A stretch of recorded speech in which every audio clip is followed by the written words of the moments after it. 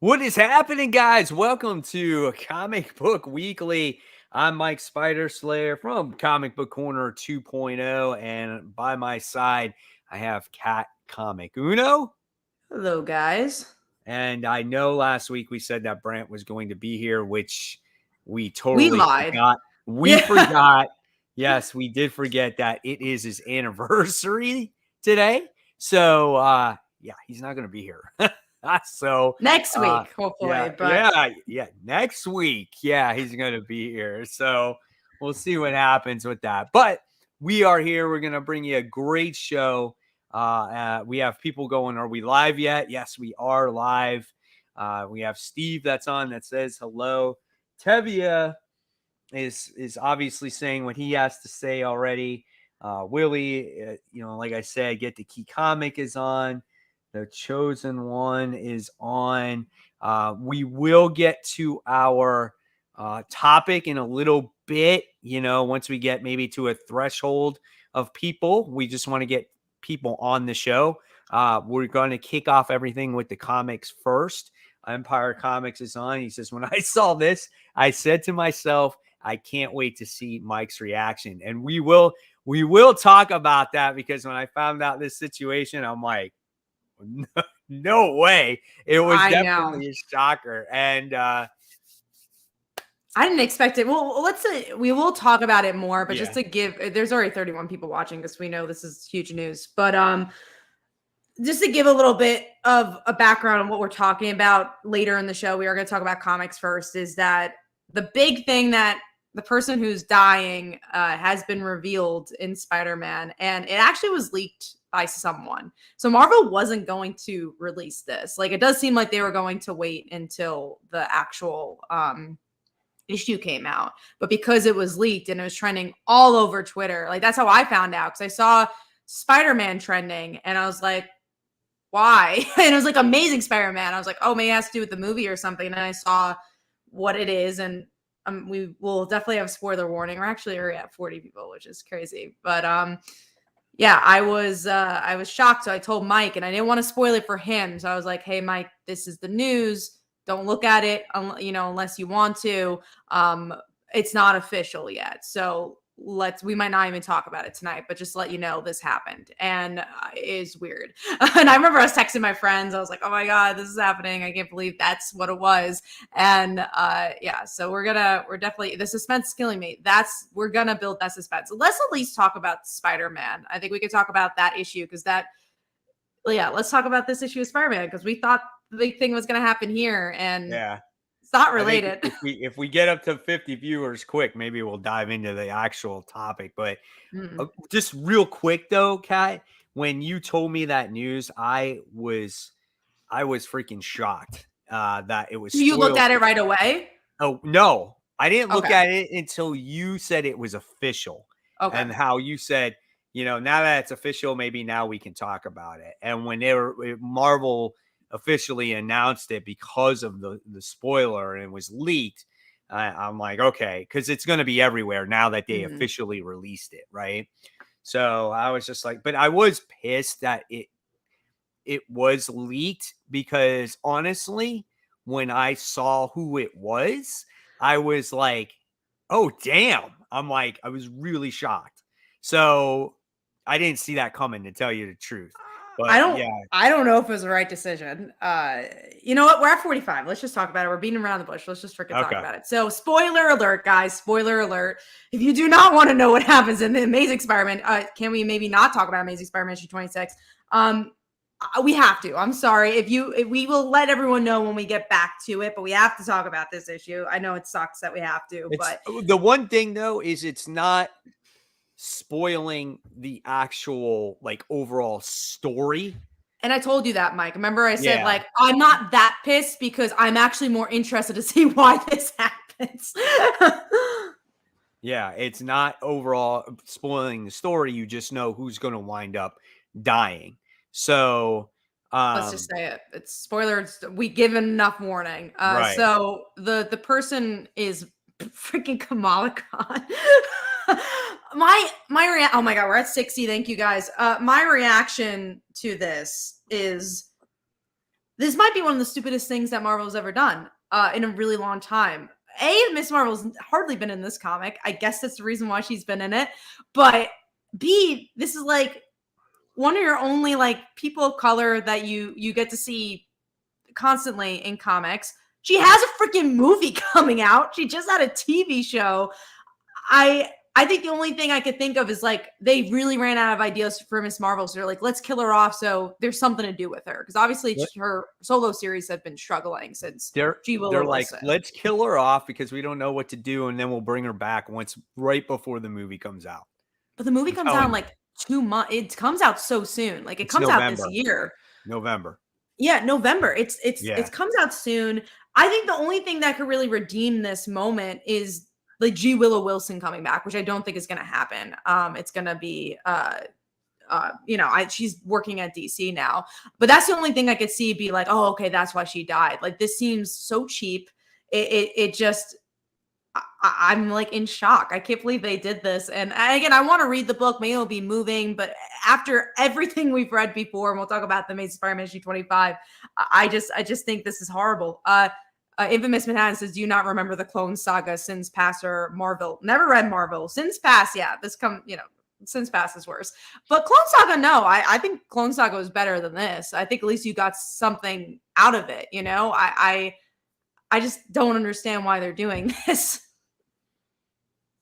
I am super excited that she's dying in this comic book. I'm glad we're on different sides. I was so freaking, people of my channel know my thoughts behind Kamala Khan showing up in this comic book, because she is just enough to be there to be annoying. And you know what? It freaking serves her right that she's going to die, because she just randomly happens to work for Norman Osborn. And then in the dark web, she shows up and points her nose in stupid people's business. And she interferes with Eddie Brock and freaking Dylan's fight on resolving that conflict there. And then in one of the most recent issues of Spider-Man, she's like nosing in on Norman Osborn's like secret, or on the Gold Goblin costume, and he's like, "Get out of here, little girl!" And she's just this like a little annoying little freaking gnat. So like,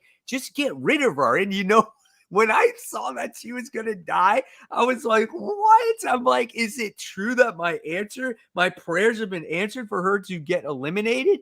Now, do I think it's the right idea for her to die, though, in all reality, for a marketing purpose before a movie comes out? No, they did this with Doctor Strange too. They did the same exact thing. But at the same time, they don't know what to do with the character. And that's why she is dying. No, yeah, and that's exactly. I agree. Like that's why I was like, okay, this somewhat makes sense, because they really have struggled to do anything great with Kamala since her original run, which was wonderful. And I think that's the thing that bothers me. As a Spider-Man fan, I could almost understand, like, yeah, she was there. Like, I agree, she wasn't the best character there. But if she was a new character, if she was Alpha, I'd be like, yeah, kill her off. But she's a character we care about. Like, especially me, I loved her original run. I think she's a great character. She's the new Peter Parker, right? That's what she was introduced as. She was a geek for the modern age. And it just so sad that Marvel didn't do that correctly since the end of that run. Because again, I think she's such a special character. And I agree, like sticking her in Spider-Man was not the right thing to do, even though there was the connection of, again, they're like both geeks. But I think it shows the writing. Why she was there, though. She just happened to show up out of the blue. But yeah, and it's just like the writing, because I agree, the writing for her in Amazing Spider-Man has not been good. But then it also, I mean, we'll talk about Mary Jane, but I don't think the writing in general has been that solid for any character. We'll talk about Peter. But why do it in a Spider-Man comic? It goes back to what you were saying too, of like, why was she there in the first place? And then she is such an important character, Captain Marvel. She's such an important character, Carol. Why is it not happening there? It just shows that they don't give a shit about Miss Marvel. They're like, yeah, we need to do something for Spider-Man. It's just like, you're not respecting anybody in this regard. And obviously these are all fictional characters, but still. But yeah, it doesn't make sense to do it in his book. Like, I get it's a character that you didn't expect to die, because especially since she was a very minute in that series, so you didn't think anything of it. Maybe that's why they kept their like low key the entire time, just so they would, get the Too shock low value. key. But here's the comment. It says Marvel got their headline, so if that's what they wanted, they got it. This was all over my Twitter timeline. But the thing is that Marvel wasn't the one that spoiled Leaked it. it. Yeah, it was leaked by, was it Bleeding Cool? Or I was don't it? know who actually officially leaked it. I just know it was like a blurry picture of an actual comic. So it could have been a retailer, could have been a person, maybe Bleeding Cool picked it up, but someone did leak it. Marvel wasn't actually planning on really revealing this. And there was a good question someone asked too, like, how is this like the biggest thing in 50 years? It's so interesting. So I didn't even tell you this story. I went to the comic book store last week and I was just waiting for my comics. So I wasn't really talking. And I was hearing a conversation between the manager and one of the people buying comics, and I hadn't seen him before. Like, I'm usually friendly with everybody that's there, but I hadn't seen him before, so that's why I didn't really interrupt the conversation. But they were like, "Oh, who do you think is gonna die?" And this guy was really, really adamant to say it's Miles Morales, and then the manager said, "Nah, it can't be Miles Morales. He's having a movie. He's like one of the biggest heroes. Like, it can't be Miles." And obviously, it wasn't Miles, but this almost feels like in the vein of Miles. It's just like, it's mind blowing that they're doing this. And yeah, Entertainment Weekly leaked it. No, to correct you, Entertainment Weekly got it after the fact it was leaked, so it was officially released later on. I don't believe Entertainment Weekly did leak it. But yeah, so it's just so interesting that I was like, you're crazy. It's never going to be Miles. I never would have thought it was going to be Miss Marvel. And I'm pissed. And I can understand the line of like, oh, you shouldn't go to Comic Cons because, people are going to be pissed. But I don't think for the right reasons. This doesn't feel like a Superior Spider-Man where there's a necessary story to be told. I think there's almost fridge status to this. We'll see how she ends up dying. But I mean, this is for the sake of Peter Parker. I'm just blown away. Yeah, it says, to me, Miss Marvel doesn't equal Gwendolyn Stacy's status of celebration. She doesn't have enough history or even being a kid love interest of Peter Parker at all. It's because Amazing Spider-Man sells. I guess. I agree. It's not 50-year worthy. You know what I'm saying? It's just like, yeah, she's a character that was in a show and she had a series, and some people like her, but some people don't, and but you don't think she's an important character? I don't think she's an important character enough to fit the Spider-Man book. I don't think she's an important character for Spider-Man, but I think she's an important character for Marvel. It could have been anybody. I would have probably been more shocked that the Electro would die, or Dr. Octopus would die, or freaking goddamn who else is there? Let's think of a Black Cat. Black Cat would die. Like something that's going to be moving, that's going to be emotionally moving. Like maybe what happens in the comic might be a death worthy for her. Maybe that might making it a little bit more moving, but still, I just feel like it's not a character that fits the Spider-Man universe. Like, I've never seen Kamala really close to Spidey ever. So why is it going to be so moving for me? Like, so for instance, Flash died in what was it? 800? 800, 700? What are we up to? 900? It's 700. Yeah. 700. So like that book actually moved me, because that Flash Thompson's a huge person in Peter's life all the way from the very beginning of time. I would say for me, that was the most moving book since maybe Gwen Stacy's death. And, I agree. I can't see this equaling that. I don't know the story that they're going to tell that's going to equate to that, because that is huge. That's just a huge saying, right? And whoever's pissed off that Kamala's dead, well, okay, I guess. I mean, fine, but it's just, I don't know. It just doesn't make sense to me, Again, I think that the two things we could see, because you're saying about Flash, right? Like Flash's death was big. Yeah. It was issue 800. Aren't we going up to 900? I thought it was 700. I think it's 800. Maybe 700 is where 700 was Spider-Man's Peter's death. Yeah.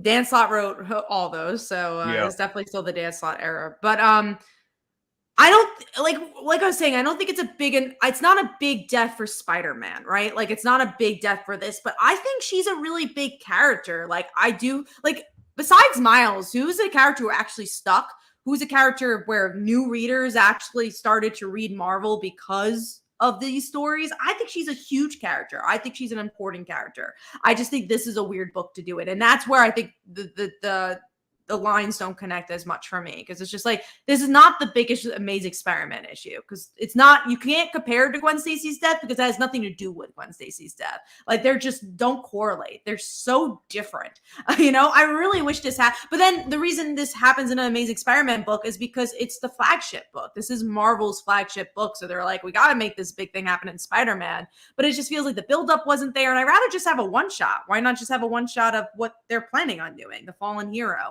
I feel like people would. It really, I guess, has to do with sales, because I guess no matter what, people are reading Spider-Man. This is going to give them the biggest sales. Because if she died in Captain Marvel, it wouldn't be as much sales of her dying in this book. Yeah, that's true. I'm trying to see some people's comments here. Mr. Negative says, if you're a fan of Miss Marvel but don't really care about Spider-Man, you're not reading this book, and your favorite character is just dying. Makes no sense to do her like that. Yeah, it doesn't correlate to either fan. And this is coming from someone who's a big Miss Marvel fan and a big Spider-Man fan. It just doesn't connect. It's just very strange. And they really did hype it up. And the reason I was saying before too is like, oh man, it can never live up to like, can the writing be so moving to make this good? I could almost say like, well, prove it. Like, has there been anything moving like this Mary Jane issue? And we'll talk about it. I really didn't like. I don't think that was written the way I would want that to be. I think the things I've enjoyed the most is, again, Black Cat and Mary Jane did the same exact story, but in such a more powerful way. It literally was the same exact story. So I don't know if Zeb Wells has proven to me that he can write a story like this and make me care and make it moving. I agree. Before we get into more of 25 and continuing the talk, how do you feel about this though being leaked? More people are gonna buy it. Think so? I think I don't know. I think so. I don't know if more people are gonna buy it now that with they already Marvel know. dying. Different people are gonna buy it. I think we're gonna get a lot of spec people, obviously, but I think people like someone mentioned in the comments, like, if you don't read Spider-Man, if you're a Miss Marvel fan, that doesn't mean you're reading Spider-Man. But I think a lot of these Miss Marvel fans, either from the show or from obviously G. Willow Wilson's run, are going to buy this book. So I think it brings a whole nother fan base to read Spider-Man. I think originally the people were just going to pick up Spider-Man before they didn't know the death were just Spider-Man fans. Now there's two fan bases buying this book. I just feel like she just didn't make an impact in this book to make people care. That's my issue. And the only thing is I have to read the story. Obviously, I'm never going to not read the story, but it's just like, will she redeem herself in this comic book to make people be like, man, in one issue? Like she went out there and saved Mary Jane's life, right? What if Mary Jane was about to die, right? And she gets in front of whatever was supposed to happen, and she saves her life, So I don't know. It's curious. Frank says killing Jet off and canceling Cap Marvel all before the movie. They think she's going to come back on Krakoa as a mutant. I mean, that's very possible. That's very possible because of the show. As a mutant. Because they want to make her not Inhuman. They want to make her a mutant. Which, like, who cares? She doesn't have to be an X-Men. I don't need it. I don't care. Just like make it. Just make a good. Though. Just make a good story with her. That's all I'm axing. That's literally all I'm axing. I just don't need it. The reason why Kamala worked so much as a comic, and I think you read a majority of the G. Wilson run, right, Mike? I read all of the G. Wilson. All of it. Yeah. So I think the reason why that book worked so well is that it was so not connected to anything. I didn't have to read Spider-Man to read Miss Marvel. I didn't have to read X-Men. It didn't feel ever involved in anything else. It was so much her world. It was Jersey City. And I think that's what they keep forgetting. They're like, Miss Marvel, she's such a big character. Let's put her in Spider-Man. No. That's not where she works. Just make her be in Jersey City doing her thing, growing as a character, interacting with her supporting characters. That's what made Spider-Man work for the longest time. Spider-Man, sure, he was in the Avengers every once in a while, but what makes him the best is when he's just hanging out with the supporting cast or fighting his own villains. Like, that is why Miss Marvel's compared to Spider-Man so often, because she has such a strong supporting cast. She has her own villain. She has her own world. Like, there's so little characters that are popular that actually has their own identity. Let it happen. Let you do your thing. Stop making her be an X-Men or in Spider-Man. Just stop. Just let her have a good story. I mean, what I liked about Ms. Marvel in the beginning was, I think G. Willow Wilson came up with a unique character, and obviously she is familiar, with the culture, and I felt like she was a very grounded character, and she just came from a different background, and it was unique, right? I mean, I that's what I liked about it. It was something different, and she told the best Ms. Marvel stories, right? Now, ever since then, we haven't had the same, and like we said, people don't know what to do with her. So it's just like, oh, let's stick her wherever we can, and that's a shame. And it's a shame that she is going to die. Listen, all kidding aside, because I know she pissed me off in Spider-Man, because not because of her, but because of the way she was written and her involvement in the Amazing didn't make Spider-Man sense. comic book. It's stupid. She's just like, they make her like this nosy little brat, and she's really not. She really cares. You know what I'm saying? And in this book, in the comic in Amazing Spider-Man, they just make her like, again, just an annoyance, and it's just like always in the wrong place. And it's just, I don't know. It doesn't fit, so it's weird. I blame Mike for the death of Ms. Marvel. We all do. It's so funny. We also have another comment. Once characters get popular enough, of course, the higher ups are going to get their grubby paws on them. Just look I mean, for sure. I mean, look at Miles. I think that's a great example too. And even look at Venom. I think Venom had such a great run with Donny Cates, and then they had to do more with him. They had to do Venomverse. They had to do all this stuff. It's just like, I get why you're being greedy, because you want to make money. I'm not stupid, and I think you should make money. Comics is a business. Like, make as much money as you want and can, but I think do 10 titles. I don't care, but don't affect the main thing. And Amazing Spider-Man's your main thing. That's your flagship. And when it comes to Miss Marvel, like, give her own series. We had another comment which I didn't know. I think it was Hugh who says that Zeb Wells was the writer of Marvels, and I looked it up on Wikipedia just now, and he is. So I'm like, wow, okay. So he's a writer of that upcoming movie, and he's still doing this. That's crazy, man.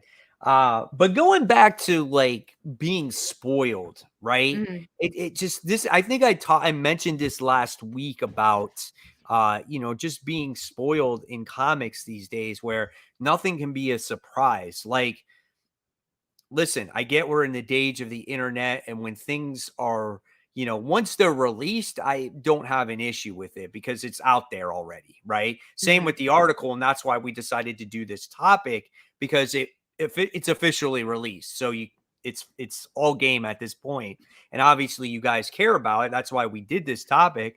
And we have 85 people watching, so thank you so much for that. And you guys are killing it tonight with the comments too.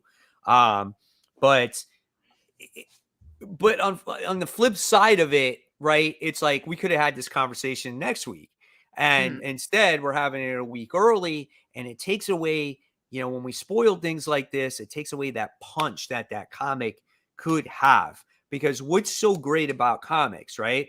It's always that cliffhanger, or that something that was missing that you didn't expect was going to happen. Because again, when I saw this article and I saw who actually died, I was kind of taken back on it, because honestly, I didn't see it coming. And then I laughed to myself going, well, I guess wishes do come true, right? Yeah, I guess that's what you wish for. But I just don't like that in comics, when things are spoiled before release, because it takes all that element out of surprise, that surprise element out of the comic. And it's very frustrating at times, But yes, there's still a lot of story to be told there, which hopefully no one, else spoils the ins and outs of the story. But it is what it is at this point. But it's like that with a lot of comics. It all started back in the day when Johnny Storm got killed in the Fantastic Four. Remember that, Kat? Like it Oh made yeah. actual news. It And made it like the New made, York Times, I think. yeah, it made like the regular news Yeah. even before it was released. And I was like, man, they're making a big deal out of this. But they revealed it. Yeah, that was really the time when Marvel was revealing stuff before it came out, and I think people started getting upset, and they started doing a little less. They were like, redacted gets killed, so they could still sell it. And yeah, I'm still excited to read it. I think, and let's talk about Amazing Spider-Man issue 25. I have a love-hate relationship with this book right now because I think Mike is a little bit more positive than I am in this regard. But every week, I am still really excited to read the book because I always have hope. I don't hate read things. I'm not hate reading Spider-Man. I always have hope it's gonna be good, and then when I finish it, I'm like, oh, that sucks. And even this Miss Marvel thing, as much as I say, I'm more using data. The what I've been reading for 25 issues of why I think maybe I won't enjoy this issue and why I don't know if it'll be as strong and powerful as the previous, but I hope it is. And when I read issue 25, I was so excited. I was telling this last week where I was like, I was telling my friends about it. I don't talk about comics with them. Maybe my own comics I'll talk about because it's like my business, but I don't talk about what's happening in Spider-Man. I save this for here. I don't do that in my day-to-day life. So I was actually telling them about it and they were getting interested. So I was genuinely excited to read this issue. And then I read it. And I'm like, oh, so nothing happened. Everything we predicted is here. And you told the story that was in Black Cat and Mary Jane that was done better, not in a strong way. And I told this to Mike because when we finished the episode last week where I was telling Mike, we got to talk to each other when it comes out because I want to hear your opinions. And I'm never in the camp of I think Peter Parker's a loser. I think he's a great character that sometimes, is down on the dumps, but I genuinely think he was written as a loser in this issue. And that's so frustrating. There was nothing going right for him. Everyone hated him. Mary Jane's like, yeah, I'm with Paul now. Like, fuck you. And I was really frustrated with the issue, honestly. There just wasn't any saving grace to it. Yeah, I mean, listen, I was frustrated too because the book was a whole lot of I labeled my review as this book fell flat, right? Because this is supposedly the lead into the book that's going to be monumental for, in 50 years.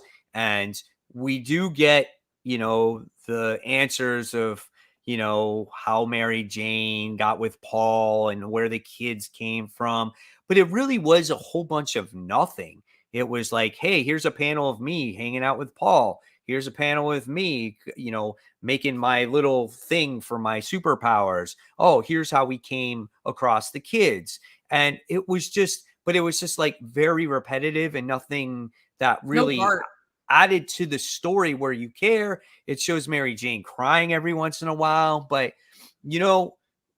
what would have justified Peter being super pissed off besides Mary Jane dumping his ass, right? Would be if she actually gave birth to those kids. Now, I know with her not giving birth to those kids makes it very easy to retcon in the future or get rid of those kids or Paul or whatever it is. But that would have been a true dick move on Marvel going, hey, she gave birth to these kids. And now not only is she with this guy, Paul, but she gave birth to these kids. And it's like, screw you, Peter. Then does he have a justification to be pissed off? Absolutely, he does. But you know what? She's just deciding to be like, hey, I was with this guy for 4 years. And that's just that.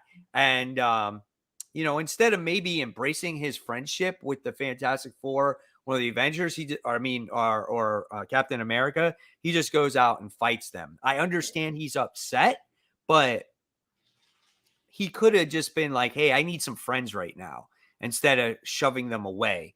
And I wish they wrote it more like that, right? I think that's what it maybe added some more heart. Again, one, she gave birth to the kids. He's super pissed off. He's angry. And instead of going to attack Peter, embrace Peter. Understand what he's going through because he needs that right now. He needs his friends. And they did not bring that to the table there. And it would have made a much more emotional punch in my opinion, than what it did, because the book really didn't have heart. It was really missing that heart. The only time I felt for Peter a little bit was when Mary Jane's like, I'm not leaving him and those kids. And I was like, man, that sucks. She's kind of a bitch. You Yeah, know? I agree. Everyone feels hollow in this book, and I'm frustrated because of it. And I don't understand. You write a story, obviously you're not going to always make people happy, and that's fine. Like, as a writer, that's kind of your job. You want to cause drama, you want to cause tension. I completely understand that, but you always want it to come from somewhere. Like, Mary Jane, from that beginning of the issue, loves Peter. And you would think for someone who's loved Peter for as long as she has, she would have some sort of empathy for him and be like, I get it, like, you're a good guy, you're my best friend. Like, even there was conversation about that. Like, I love you. I still love you as a person so much, but I fell in love with Paul. But that doesn't mean I don't love you. And I think they tried doing that in previous issues where they're like, I love you like a sister. I'm like, no, I don't want that. But I can understand them loving each other as best friends. Why is that taken away from them? And why can't we have that? Sure, they're not allowed to be together romantically. Fine. But that doesn't mean I don't want to see them interact with each other. Why can't she be with Paul? And maybe that's an interesting conflict, because maybe Peter's like, I can't be friends with you. I'm in love with you, and this is hard for me. And that's an interesting storytelling. But there is no character storytelling here. There's just things like thrown on the board, and like, it's like, okay, I guess we're doing this, but there'll be no follow through it. The Miss Marvel is a great example of that, where Miss Marvel is just kind of in the issue. She's kind of in the book. Steve in the comments asks, is Miss Marvel even in issue 25? No, because there's no through line for anything. There's no meaning to anything. And it's frustrating. It's just a story, it's just like, man, are you telling a fully fleshed story out? Or are you just like taking this on this ride? Exactly. So she's going to come out of nowhere, right? Because just like she did in the rest of this series, where she just pops in and out, and for some reason she's just going to pop out of nowhere. She's probably going to be like, no, I'm in the way. She's going to get stabbed by Raven. But yeah, it's just like, but it's just like, she's just gonna. I wonder if she is just gonna die. You know what I'm saying? Like, I'm so curious. Like, that's why I really want to read it, though. I'm so curious about it. But yeah, it's rough.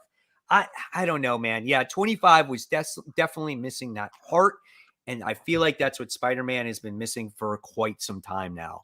I see people in the chat talking about dropping Spider-Man, or Spider-Man hasn't been good, since Superior Spider-Man. And listen, I'm not saying that I disagree with you guys. It's just that Spider-Man's my favorite character, and no matter what, I go through the thick and the thin with that character, and I will never drop the comic. I love talking about it, whether it's good or bad. It's just a lot of fun for me. I try not to let it get upset. I can drop many other comics, no problem. Spider-Man is just something that, it's like, at this point, I'm a completionist when it comes to the series. So I've been reading it way too long. There's no way I'm going to drop it. But I'm just hoping that eventually that we're going to get a writer that is going to be superior and knows how to write the character. And someone in my Facebook group actually mentioned that, wouldn't it be badass? I know it's not going to happen anytime soon, but you know who could probably write a good Spider-Man? Jeremy Adams. I bet you he could probably write a good Spider-Man. We'll talk about Green Lantern, but Yeah. he could possibly write a good Spider-Man. I think. Okay, so I do want to talk about Green Lantern for a second, because that was another book I loved. What else did Jeremy? Flash, right? He was writing Flash and did a really good job of that. I didn't read the beginning of his Flash, so I can't tell you like how the Wally Linda relationship follow through. But we know he's really good at Legacy. That was the whole point of that 1 Minute War. It was really well written. Green Lantern, they go back to basics, right? Green Lantern's back on Earth, which is fun. Kind of had a Jeff Johns feel to it. And then we get to see him interact with Carol. And that was the part that kind of I didn't love. Because Carol, I love Carol. She's one of my favorites at DC. And it goes back to the Mary Jane and Peter problem, right? It's just like, if you can't have a character together, that's fine. I don't care. But then why make their characters always about them not being with this person, right? Mary Jane's story is not her own. It's about not being with Peter. And then I felt like Carol was a very similar story where it's like, okay, they're not together. That's freaking fine. I don't care. But the whole story is about them not being together. And I'm like, especially with Carol, she has her own superpower. She has her own business to run. She should be telling other stories. The difference with Jeremy Adams' run is that we've seen him do other stuff with legacy characters where I'm like, it could kind of be an Ant-Man situation. Remember when I was very upset with Cassie's representation in Ant-Man? I'm like, that's not Cassie. That's stupid. And then as we saw the story progress, I'm like, oh, it was always part of the plan. There's an inkling with this book where I'm like, it's probably part of his plan to do something like this. And we'll actually see them, either together or we'll get to see more of Carol. I have a lot of hope that we'll see her as like Star Sapphire and like do awesome stuff. And I think that's the biggest difference between Green Lantern issue 1 and this is like Spider-Man, there's no promise of that ever. And Mary Jane just doesn't have her own story and never is allowed to have her own story. And that's the frustrating part. So real quick on the Green Lantern aspect, you know how like they had the different drones that they were used and they were different colors. I think that's a hinting that we are going to get the different lanterns coming back. For sure. I think that's what was a foreshadowing of that. So, and you had, obviously there was like the color of Carol Ferris, right? Because she's a Star Sapphire, right? I think she was right. She was also like driving the plane, but it was like more of a drone, exactly. Right? So she was doing it from the plane. Yeah, so I think it was just her plane. But those colors of those drones, I think, are a foreshadowing of where we're going to see for sure future lanterns again. And he's so good at that. Again, 1 Minute War really showed that he knows legacy really well. So I'm just not worried. As much as I didn't think this was a perfect first issue, I liked it because it was like good art. Hal's good. This has promise. But it just felt so very similar things though, because that story was so much about their relationship. I'm like, I don't really want that. It's like if you're not going to let them be together, just like don't give me that right now. I just don't. I don't understand the trolling of it all. Absolutely. But I mean, going back to Spider-Man, that 25th issue, it was not a book that needed to be however many pages it was, like 50 something pages, I think it was supposed to be, and then at the end of the day, there was a backup story in it, so it's like, oh, okay. So now we had the backup story, but yeah, so we're going to get the death of her. Then you're going to get the funeral of a friend or whatever type of story. And then that's it. And then I'm telling you, we're going to see her come back right before the movie. They're going to release a new issue 1, whether it's an ongoing or a mini series, because they want to get people excited for her and her movie again. I'm telling you, that's what's going to happen. And that's why they killed her off. And they killed her off in Amazing Spider-Man, because like you said, it's the flagship book. And that's what people are going to read out of any Marvel comic book right now. So we do have a question from Tevio. Says, do you believe that means like Marvel wants the book to fail? No, because they wanted people to buy it. And I think they do these crazy stuff for people to buy it. Like they want to make headlines. They want to shake up stuff. If you just have Mary Jane and Peter together, I mean, look at Flash. I think Flash is a great example. Was Flash the best-selling book at DC?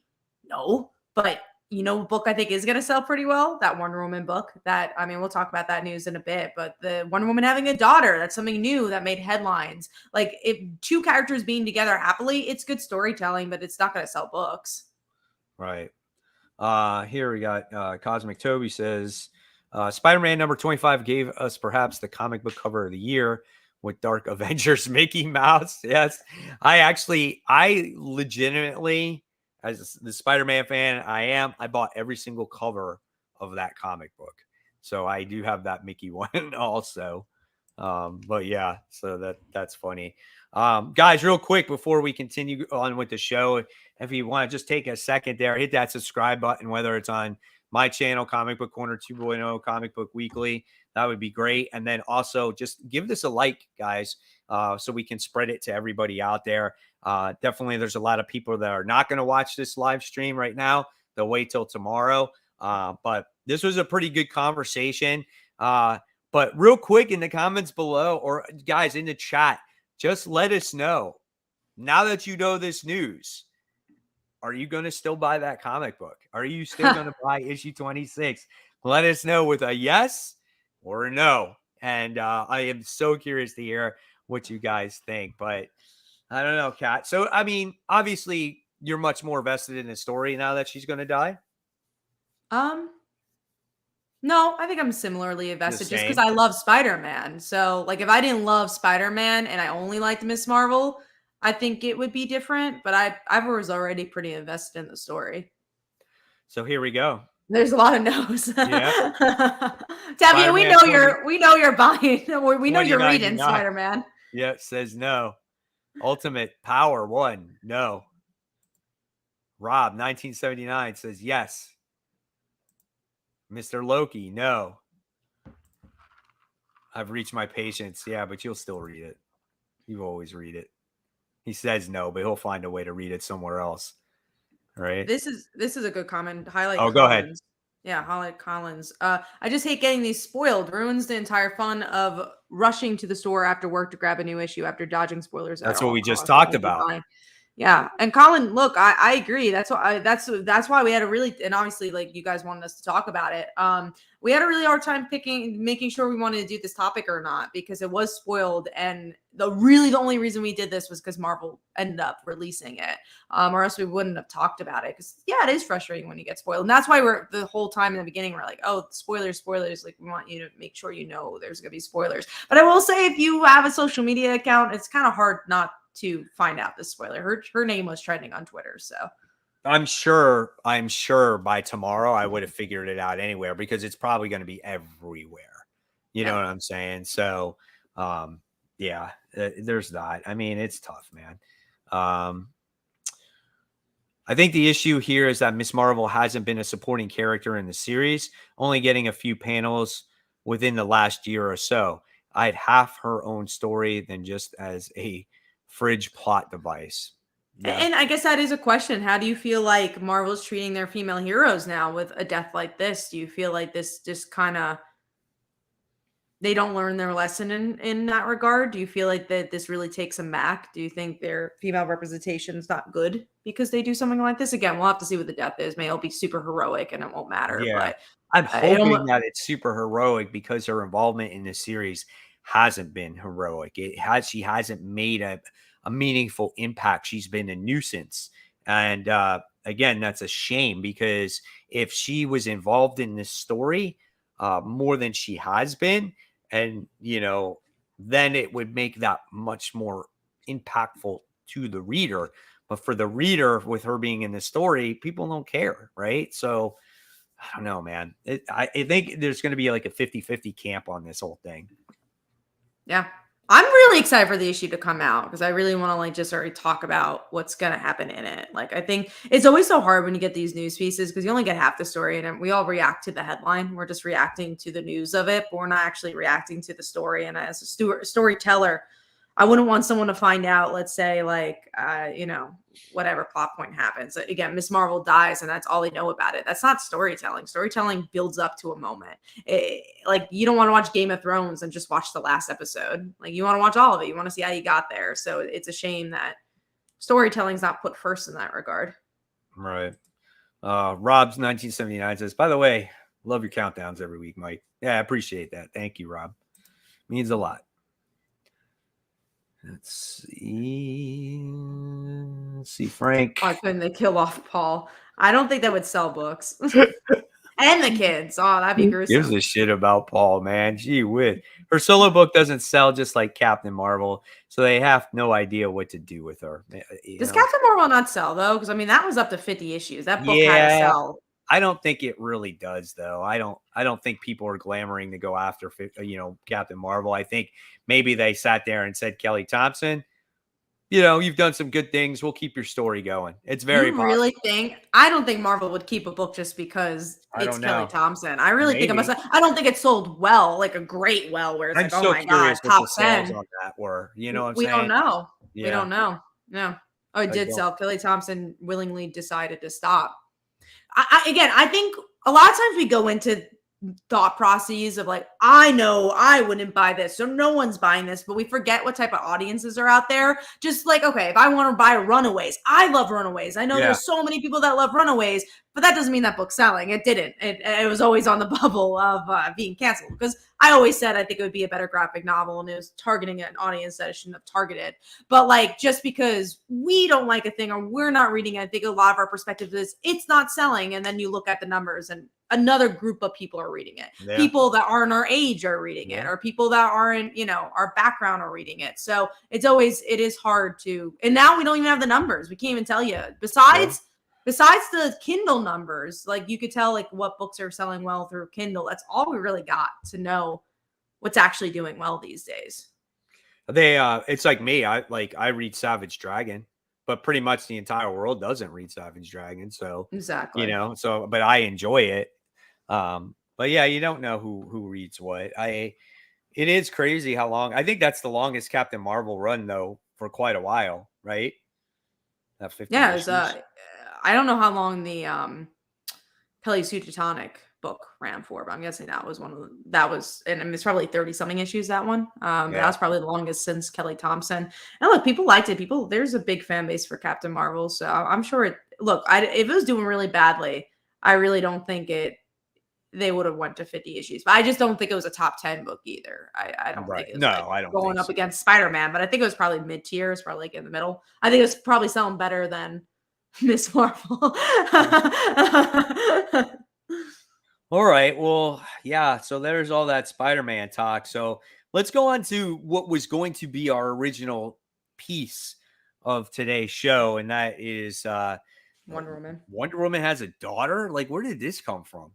I know, literally out of nowhere. Tom King was saying like, "Oh, we got this big news. We got this big news," and it ends up being that she has a daughter who's older. And honestly, again, it makes me want to read Tom King's run. I'm kind of glad he did something like this because like that's what Wonder Woman needed. It was just something different. She was spinning her wheels for a long time. And then there's the question, what our topic was going to be is like, who's the father? And I think with Wonder Woman, there might not even be a father. So that's super interesting. But then it's also interesting if there is, because that'd be so opposite of Wonder Woman.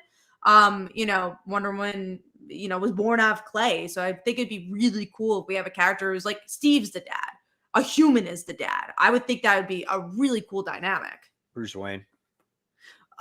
Bruce Wayne would be a very different dynamic. I forgot to use the bat condom. He's like, oh, not again. The bat condom is just a bat symbol on the tip of it. Oh, that is just hilarious. We do have looks like I'm going to get my next Robin after all. I'm going to change her from Wonder Woman to a Robin. Or just gotta change identities. Spider-Man's a good talking point in comics. When I was young, we had newspapers with excerpts from Spider-Man books. I remember. I think they still have them. I remember like the Sunday comics when they used to have stories in them. I read the Sunday comics just for those comic strips. No, I remember that too. I feel like they still exist. I don't know if they do. So? Like, I don't think so. I had it like when I was a kid, like probably like middle school or high school. They were still doing it, so they were in there for a while. This person comes up with a good comment about the Trinity thing. The Yara Flor, it's a Yara Flor ripoff, and really, I think that's so frustrating too that they had Yara Flor that people liked enough, and they don't do anything with her, and they're like, actually, we just want a new character. She's the daughter of Wonder Woman. Also, why 3 lassos? That's excessive. I don't even like. I'm truly so curious about this, but now it's another Wonder Woman character. We have so many, and none of them are written. They're just, and even the main Wonder Woman book currently is not even good. So Tom King, he's gonna write this. We all know what Tom King does. I'm gonna give it a try. I'm gonna give it a try. We'll see. But I do want to know who the father actually is, or mom. Who knows? We don't know. It could be anybody. That's true too. We also have a comment. Why not have Wonder Woman have a male child? Maybe it could help the Amazons. Honestly, I thought that would have been interesting too. Like just because that's so different than the Themyscira thing. Someone asked if Donna Troy was Wonder Woman's daughter. No. She's just her sister. They're all sisters. But I can see Steve Trevor. I really think it will be Steve because they're so much into the legacy stuff. I that's the thing I would want to see the most. There's another comment I saw. This is a little different. Parker Lux said, are you going to watch the Flash series finale? will you avoid it? I am going to watch the series finale for another podcast I do, the Legendary Ladies podcast. We talk about media, and we used to talk about Legends of Tomorrow. So we are going to talk about the finale, but in the context that we haven't watched The Flash in like 4 years. So we're going to watch it without context. Yeah. Yeah, absolutely. All right. So there's that. So we got a couple of Kickstarters that we're going to promote. So Kat, we go ahead, start with yours. Yes. So let me pull mine up. We had a huge jump today, which was great because Kickstarter actually shared it on their newsletter. So that was really cool. Let me use this new tab. It was cool to have something like that happen. So it went on the official newsletter. But here we are. We're actually really, really close to funding. We're just a couple of thousand away. We've only been live for a week, and we've already made this much money.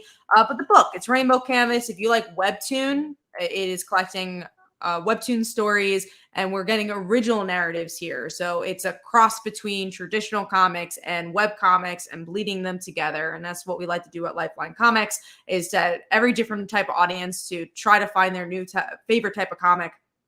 It's romance stories too. So if you like romance, go check it out.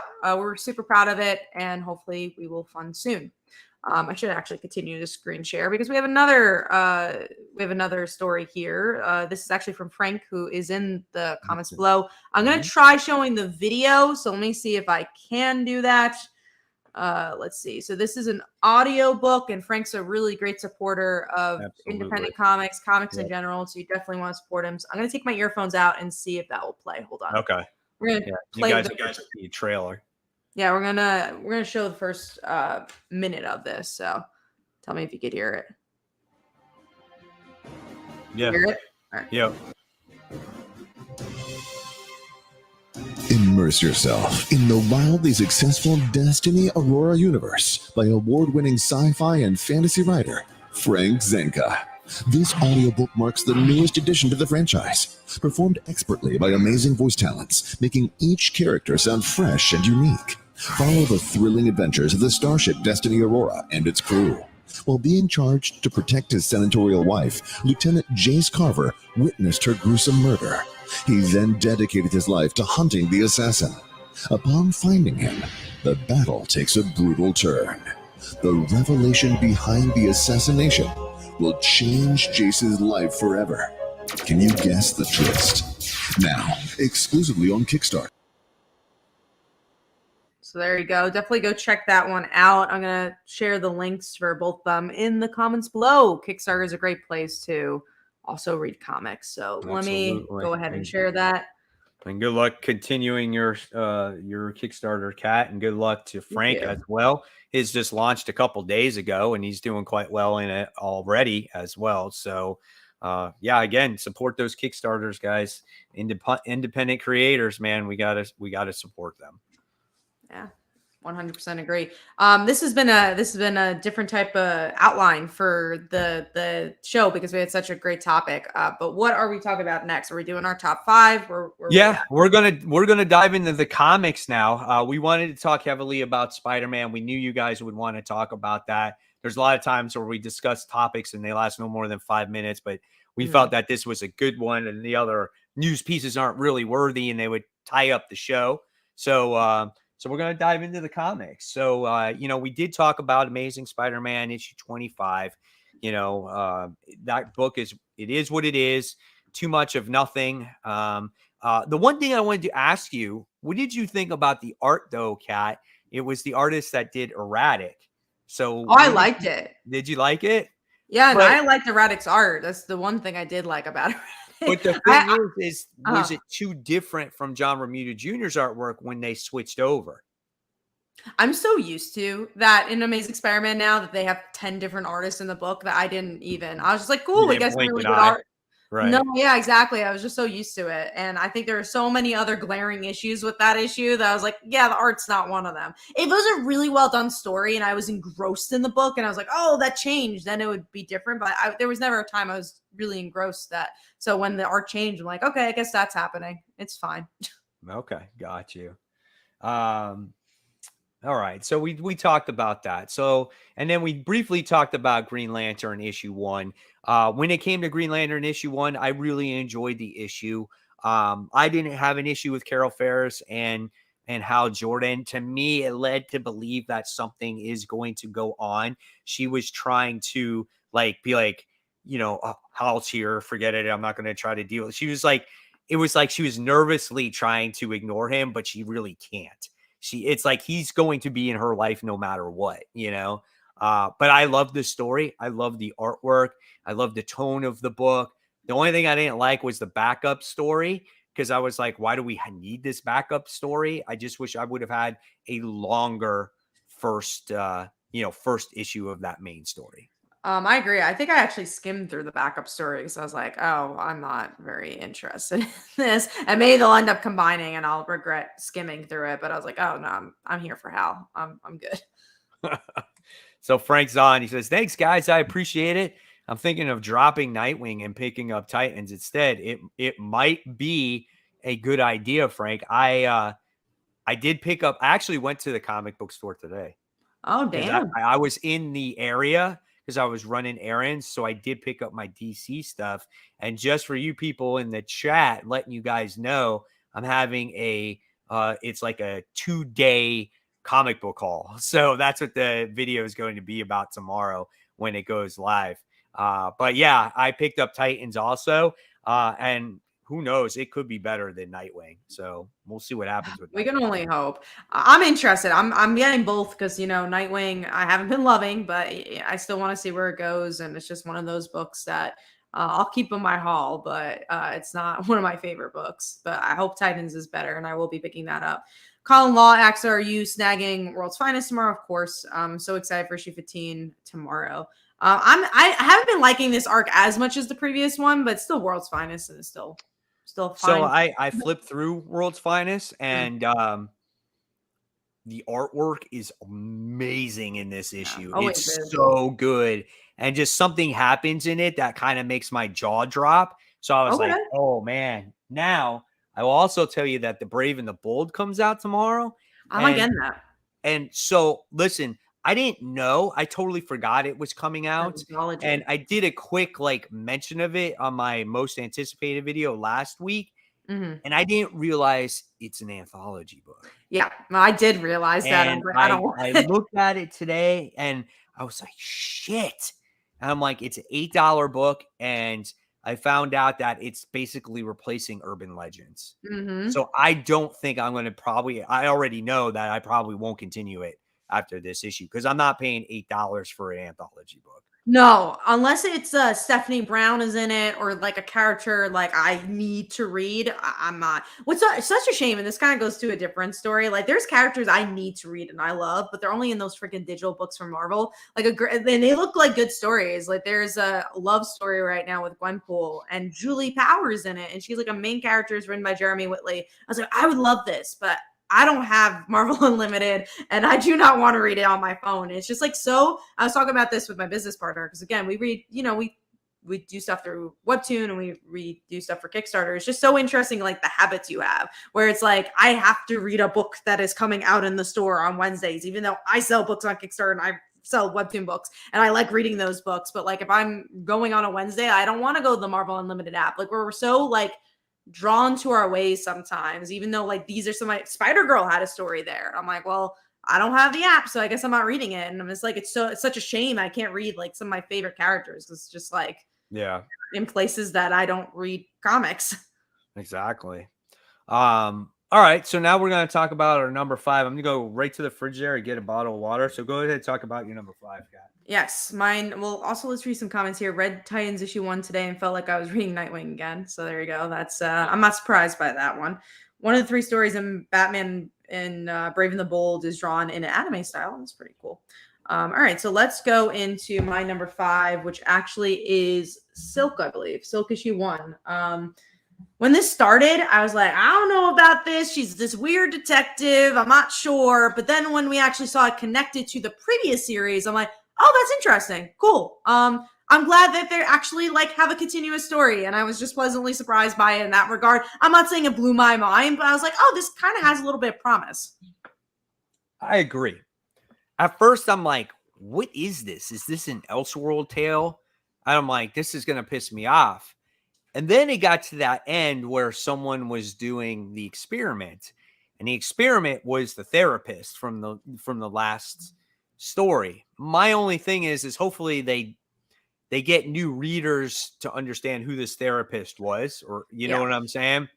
Because otherwise people are going to be lost. But it is good that they continue the story threads from there, because it is like a continuation of the last volume. So I could appreciate that. And it does have me intrigued to see how she's going to get herself out of this dream state. So even though this wasn't in my top 5, I did enjoy the book, and I'm looking forward to more. The artwork was great in that book. Yeah, the art, I just felt like they put a little bit more time and effort in this book than they tend to do with these miniseries. So I just kind of appreciated that. I was like, all right, cool. I'm enjoying that. I do want to read a really cool comment. Bottom Tier Collector says, all right, discussion that actually is about inside of the stuff that's inside a comic. And then he said, or they said, that's not a shot. I deeply appreciate the show. No, we appreciate that. That's a big part of the show. You know, we obviously talk about the big news that people are just talking about, but that's what we like doing. We like talking about the actual story, and that's what we're talking about with the Miss Marvel thing. It's like, oh, it's a shame we have to talk about this topic without actually reading what the storyteller wanted you to read and actually get out of the story. So that's a big part of the show. Absolutely. That's the show. That's, Kat's channel. That's my channel. I'm always about comics, the story that's inside. It may not be as trendy as some of the other channels, but we always got to remember why we fell in love with these comic books. That's like my tagline is always remember to read your comics, because that's why we fell in love with these comics to begin with. When I was a kid, it wasn't about the value of the comic book. It was the characters that were inside, right? So we always got to remember that. If a comic is worth money in the future, that's bonus. If I'm not knocking on anybody that collects comics for, to flip them or whatever it is, because, I do everything with comics. I read comics. I review the comics. I collect CGC comics as well. I collect books for covers, but I also just enjoy reading the stories, because that was the original intent for me on, for comic books in general. I mean, I fell in love with all these characters. Yeah, no, I agree. And it's just, it's nice. It's nice to talk about the storytelling, because I think even when we talk about, sometimes even with the titles that we have to have, like obviously we love talking about Spider-Man. That's why we tend to pick those as the titles. But sometimes like we want to just talk about Radiant Black. And obviously, we did well enough with those views for that. But it's just like sometimes you just want to talk about a book that is just a special book that you want to talk about, Or like I'll talk about another book this week, Second Coming. I'll talk about it a little later. But I love that freaking book. But there's probably like 5 people reading it, you know? Again, that's like me putting Savage Dragon in my top 5, and then it's just like, oh, no one reads it, but it might be in my top 5, Exactly. So, all right. So my number 5 was actually Nemesis Reloaded. The conclusion. Cool ending to the book. I really enjoyed it. And now it's getting ready to cross over with the other books in Miller's universe. But the outcome of this book was really a lot of fun. And overall, this was a great volume to this story. I just can't believe that it's actually over already. But I'm looking forward to this whole crossover thing that they're having. I felt it wasn't as strong as the previous issues, because I kind of felt like they rushed it a little bit to get to this next thing that they're getting to with the character, but still really good overall. And love Nemesis. So that is that. So now let's talk about Daredevil issue 11.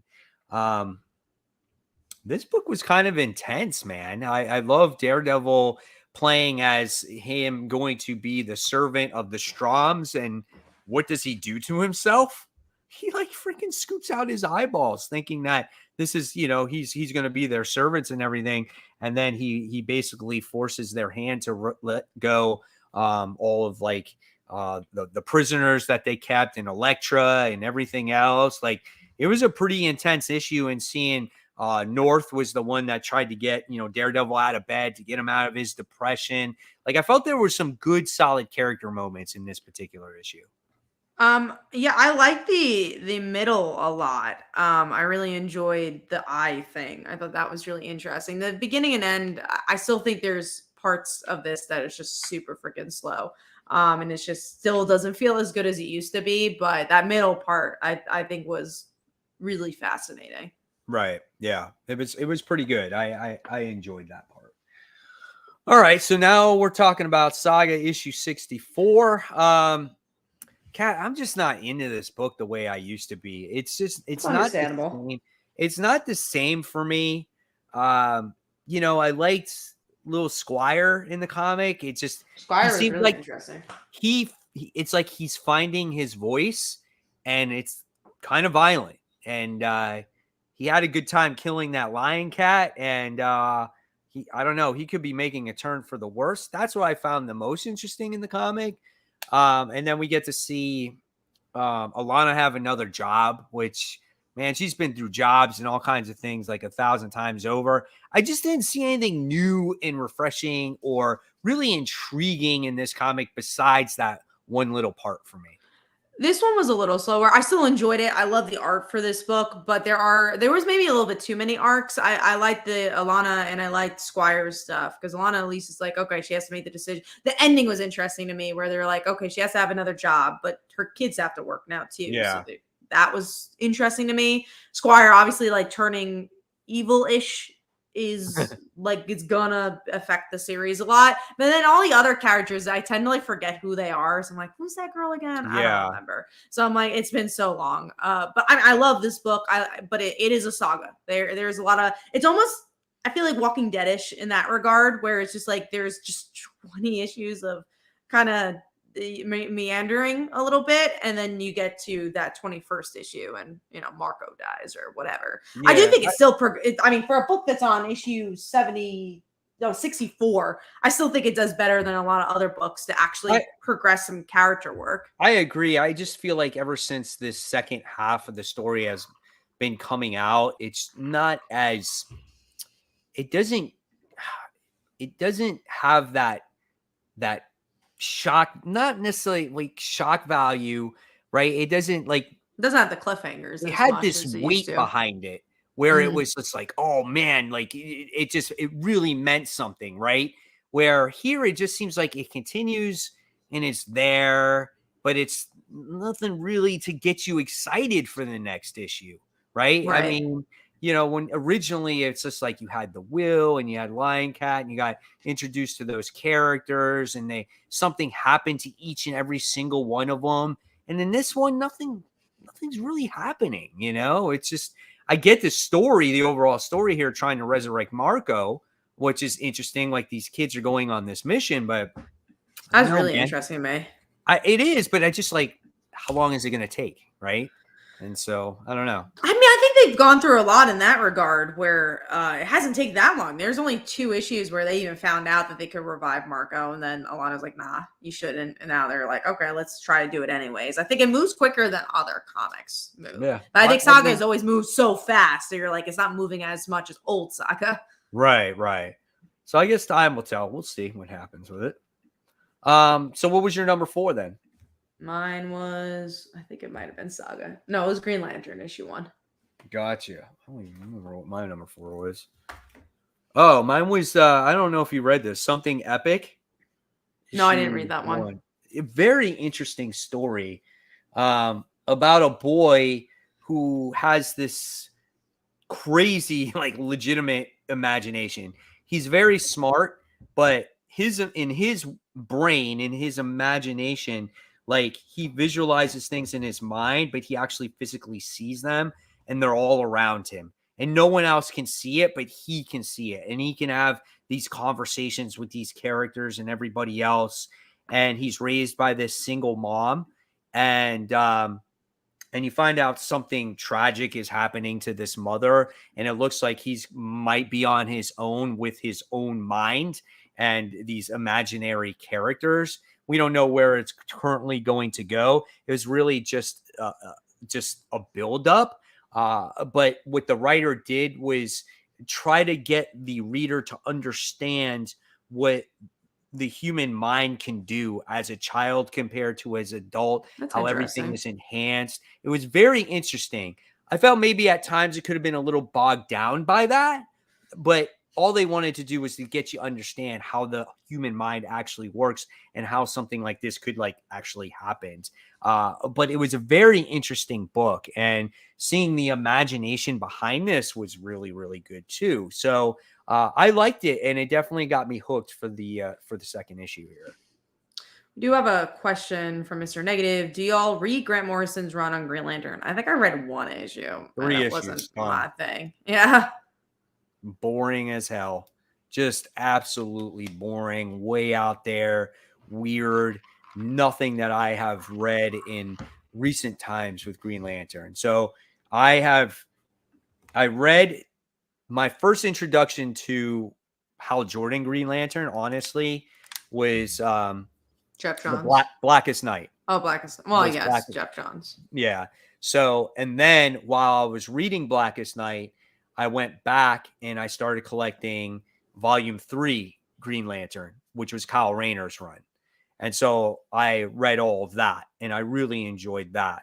And then I read from Jeff Johns up until we got to basically whatever it is that we had now. I tried Grant Morrison's run, hated it.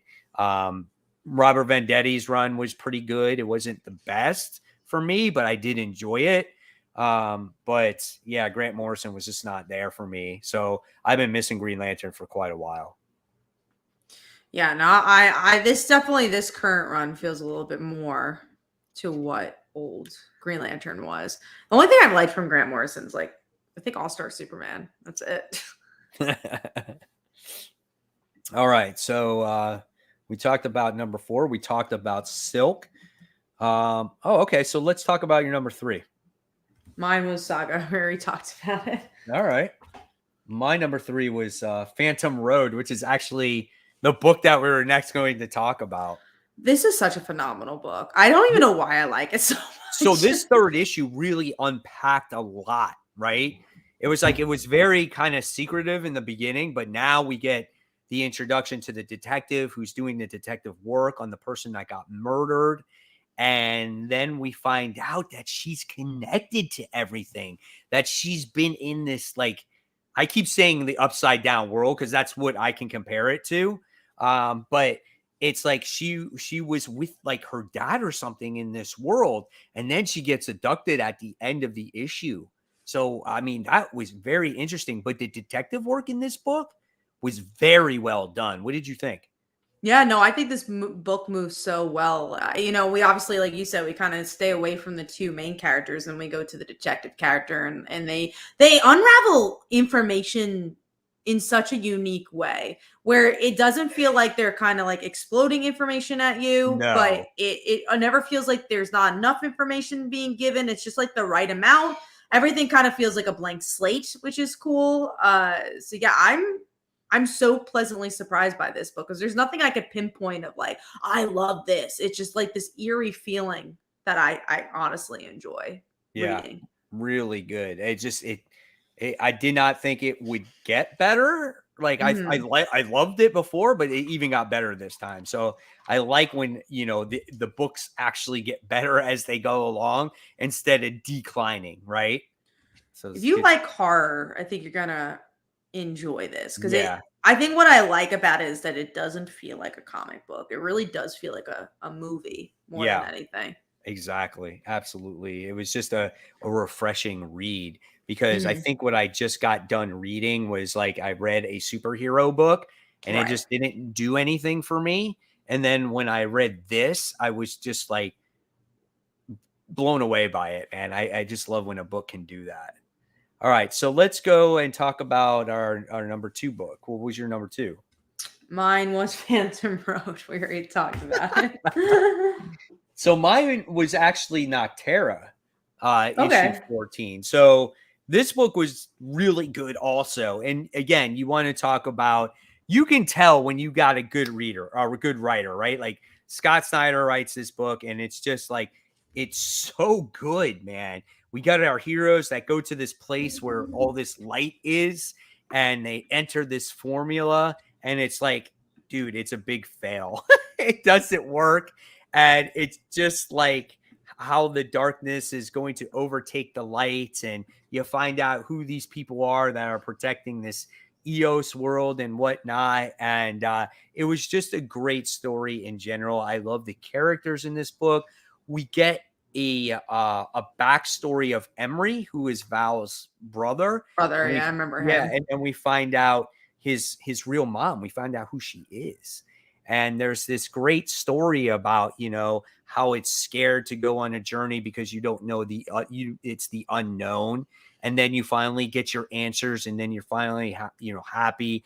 And then you get the end result, and then you find out that it's not what you expected. And you find out that his mom actually, she found out who he was. They thought that you were going to have a relationship again. So he goes back to her mom's house and she ditches him again after after she just finds him. It's very heart-wrenching, to see that, that he finally found his mother and she leaves him again. So interesting story overall. So I really enjoyed it this time around. All right. This is what Bottom Tier Collector says. I think I'm like Mike. I prefer when a story builds into an interesting climax. I don't really like stories that start off strong to hook me, then slow the pace down and hook is in. I like a story that I agree. I think I like a story when issue 1 is just really different. I think Specs is a really good example of a book where it's like gives you the premise, kind of gives you a reason why to like the characters, gives you the hook, but it never stopped. Like every issue gave you more, and they never wasted space. Yeah. I think Phantom Road does that too, where issue 1, it felt different. I wouldn't say it was a hook. It gave you ambiance, and then you're like, oh, I want to read more and more, and every issue gives you something. I hate books that stall. I hate books like, I think Dark Ride's another great example of a book that moves so freaking well. Gives you the premise. Yeah. And, like the amount that has happened in 5 issues of that book can happen in 30 issues of a Marvel or DC book. So for instance, Spider-Man. Yes. Spider-Man is a big, huge, gigantic stall, right? We saw from issue 1, and we still are not done with this story 25 issues later. And in between it, we had an event that happened, right? And so it's all going to come to head in issue 26, and then we're going to move on from that. And who knows, maybe from 26, it might be better because you saw the story that we're going to get after Free Comic Book Day, right? You get Dr. Octopus, you had, Kraven the Hunter in there or whatever it was. So that actually might be better. Maybe it might be just better to get away from all this bullshit nonsense of Mary Jane dying or Paul and the kids and who's this and who's that, and just fucking tell stories again. Just tell a story arc worth of stories and then move on to the next one. We don't need long drawn out stories. I just feel like they hurt the comic that way, because if you don't like the story, it's like you're screwed. You know what I'm saying? It's just so frustrating. It's just like, I think that's why a lot of people are glamoring towards the independent book, because they have a finite ending. It's going to happen. It's going to end. Some end in 4, some end in 6, some end in 12, but these stories are just very intriguing, like Noctera's 14 issues in, and I'm still totally vested in that book.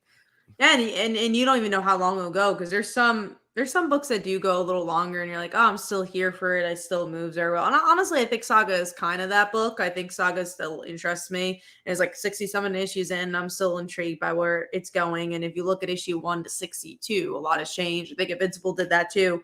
It's interesting. I don't want to spoil something I've seen. I mean, it's been out for a little while, but I don't want to spoil a movie I saw, but I had a very loud reaction to a movie that I thought was going to be ending, and it didn't end.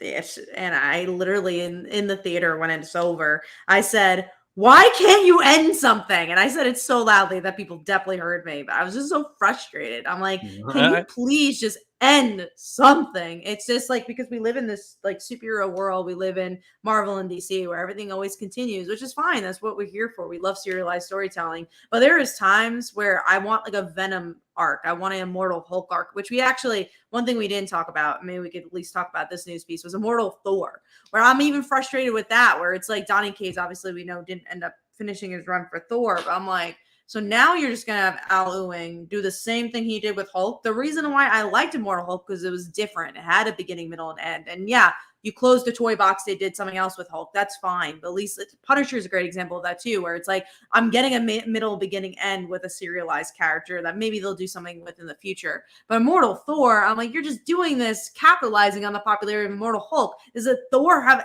like, do we need this? Using the same type of title, you know? Yeah. And it's like, I'll definitely try it when it comes out. Sure. But I don't know if he can, you know, I don't know. Like Al Ewing is a lot of misses for me. He's a lot of misses for me. He just hit it right when it came to Immortal Hulk. I don't know if he can do Thor right. I don't know. You know, we'll see what happens. And I think it's more of like they're trying to do something very quickly because like they've been stalling the book, obviously. Yeah, the book is in rough shape, man. So yeah. Tevye has this actually, and this is cool. Any opinion on Five Nights at Freddy trailer that came out today? I did not see the trailer, but Tevye, you just gave me a reason now to check it out because my son has been anticipating that freaking movie for years. So I'm going to tell him tomorrow that the trailer is out and he'll be super excited about that. So thank you for letting me know about it. All right, let's continue with our comics here. We're going to talk about Ghost Lore. Honestly, Kat, I didn't think you would read this. So I mean, I like horror, and it's Cullen Bunn, so I was like, and I also like the father-daughter thing. This was interesting. It definitely gave me enough where I want to try issue 2, but I don't think I like the characters that much because you read it and it opens with the priest, and he's a priest, cool, and then he has like a bad relationship with his daughter because she's a rebel. But they're also like two-dimensional. It's like, oh, they have a bad relationship, but you don't really know why. And then like the ghost stuff start happening, and you're like, oh, that's interesting. And then there's the twist of like the family dying, and I'm like, okay, I think this could go somewhere, which is why I want to read issue 2. But I think it was a little two-dimensional. And even the art, I love this artist, and that's another reason why I picked it up because I really like Basket Full of Heads, and it's the same artist from that. But even that, I thought it wasn't as strong as their work on Basket Full of Heads. I read this too, and for a horror book, this just did not capture me. I thought it was kind of creepy that, you know, they got into this accident and they're like talking and they're like ghosts and all that shit. But it just, I don't know. I didn't see a hook to continue going on. And in all reality, I felt like the way it ended, it seemed like it could have ended right there and then as a one shot. That's how I felt it was. So I don't know. I'm just not going to, just think I like Cullen Bunn too. And I love horror, but this just wasn't enough there to keep me going. It wasn't a memorable comic. It wasn't a book worthy enough to continue on to, you know, make a difference between all the other comics I read, you know? Yeah. So, all right. Let's see. Number 1. What was yours? Second Coming? Mine was Second Coming. Yeah. I love that book. It is so good. This issue has to do with God. He's in heaven, and he's like, man, I'm so tired of being the celebrity. Everyone loves me. So he goes to these atheists, and he's like, come on, let's talk. Let's talk about, you know, whatever. And it's so funny because they've died. They're in heaven. They're talking to God, and they still are atheists. So he's like, I'm gonna go to Earth, and I'm gonna go hang out with the superhero and my son. And the son ends up taking care of the superhero's kid, and God hijacks the superhero and his wife's date. And they go to a museum, and he talks about like art, and he talks about the idea of art being his the ultimate best thing, because he was talking about like the golden calf and like the Bible, and saying like, I wasn't upset that people believed in other gods. I was upset that they ruined art. And I thought it was just like a really interesting introspective issue. It's just so funny, the book. It plays off of modern day issues and things that we want to talk about through the lens of, you know, a story that is told hundreds of years ago. And I just think it's a brilliant book that, again, probably only 5 people are reading, but I'm very much enjoying. That's good. And I'll make mine short and sweet. Mine was obviously Green Lantern issue 1. By far, it was my favorite book. I was just so excited to see the character back once again. And it just leaves me hope for DC that it's great to have some variety back on the table besides Batman. So between Green Arrow and this and World's Finest and just those books, man, it just gets me excited. because when I picked up my DC Comics today, like I had quite a few books there, picked up there. So There's I a lot was, of I was, books that comes out tomorrow in yeah, general. I'm like, oh yeah, man, it's gonna be a big haul. absolutely. But then the Um, last 2 weeks of this month, there's like it's a not much little coming out. slower. Yeah, Yeah. so they definitely packed it all in this 1 week. All right. So then let's dive into the most anticipated that we're looking forward to. So, This was hard there again because there's so many books coming out. So this is wild. I did not think that you would be into Arcade Kings. I am looking forward to that book, but wasn't like my most anticipated. What draws you to Arcade Kings? The art looked really freaking cool for that book. And I like the idea of just focusing on something so niche with like arcades. I think it could just be a really visually interesting book. And it's Skybound. I think they have mostly hits from them. So yeah, it just kind of intrigued me. I was like, the look of it seemed interesting. And the idea just like I was like, all Right. right, this I seems mean, like this could be a big hit. I lived in the arcade when I was a kid, and so that's why I wanted to pick this comic book up myself. I would go after school from my middle school, and we had this ice cream shop called Tony's Delight, and I would have change with me, and we would play Street Fighter there. And then there was like Punch Out, there was Super Mario Brothers, there was Afterburner, Space Harrier. There was just like all these different arcade games that we always play, but Street Fighter was like the one that I would play religiously. There was Double Dragon there too. And it's just like, that's what we do, man. We would get like these Frosties and just fucking play games for a couple hours after school. So much fun. So that's what Arcade Kings reminds me of when I saw that book. So I'm like, okay, I'm gonna check it out. Now you just go play arcade games in bars, and that's yeah, right. Yeah. So then my number 3 is actually World's Finest issue 15. Like I told you, I saw the book, the interior, and it looks freaking cool. Looks like there's a lot of action going on in that book. Yeah, and it's great. It's just an overall great book. So both our number 2s is Titans issue 1. I can't say I'm excited. I'm anticipating. That's what I love about this list. It's like, it's not what you're most excited for. It's what you're most anticipating. And I don't know what to expect from it, but I do love the artist. And I do think Tom Taylor has good stories to tell. And it's kind of funny because someone in the comments said, it's just like, I read Titans and it reminds me of Nightwing. So yeah, that's a little worrisome. But. Yeah. It's like you're reading the same book, right? So I don't know. We'll see what happens with it. Which I'm not surprised by. I was cautiously optimistic about it. That's basically what I can say. And then your number 1 is Dark Ride issue 6, which is a phenomenal series. Yeah, it's just so good. There's no issue that disappoints me. I think Joshua Williamson's one of the best writers out there right now. I don't feel like he's had many misses. I think the only misses I've really seen from him is more bigger events where I'm like, I'm just not interested in that type of storytelling. But like when he does a series, like I'm really loving his Green Arrow, loved his Robin. I'm really liking his Dark Ride, and Superman has been great. Like he just really has so many hits, and Dark Ride is just like a theme park fan. And horror fan. I think just hits on all cylinders. But it just also again, the story moves really quickly, which is something I'm looking for in comics these days. I just love the history of the family and how everything is evolved, and now the brother's trying to find out what's going on, and the sister's the one that's following in the dad's footsteps, and it's so interesting, man. I love this book, and I love the concept, and I love how he was an amusement park fan. And he created this book because of his love for amusement parks and horror. So I thought that was so neat, man. So really good stuff. All right. And then my number 1 most anticipated is Avengers issue 1. Avengers is back, and this time it's written by Jed MacKay. Jed MacKay's got a great track record for me, and why not give it a try? I'm going to keep my fingers crossed here. There's going to be a lot of new villains introduced in this series. So if you guys are spec people and you're looking for new characters, hey, you never know which one can catch on fire. But again, at the end of the day, I'm hoping for a solid story here and get excited about Avengers. I'm reading it. It's been a while since I picked up an Avengers book. I also do like the writer a lot. The reasons it was very close to being my most anticipated, but the reason was just like I've been burned so many times for the Avengers. So I'm like, you know what? I'm not putting it in my top 3, but obviously I will read it and I hope it's good. Yep, absolutely. And then that's it. That's it. I think we're going to call it wraps for tonight, right?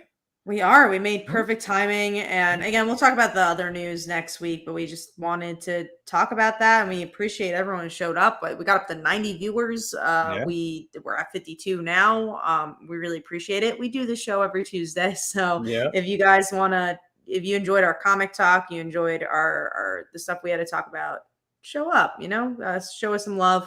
And we appreciate it. But for me, obviously, go check out my Kickstarter if you can. That greatly helps. If you're a Scott Snyder fan, we just had Scott Snyder's Tale of the Cloakroom added to our list. It's the Scott Snyder class that he does on his Substack. His students made an anthology, and we give that for free if you back for $1. So there's other books we give for free as well. It's a great opportunity to find new indie books. So even if you back for $1, you get a lot out of it.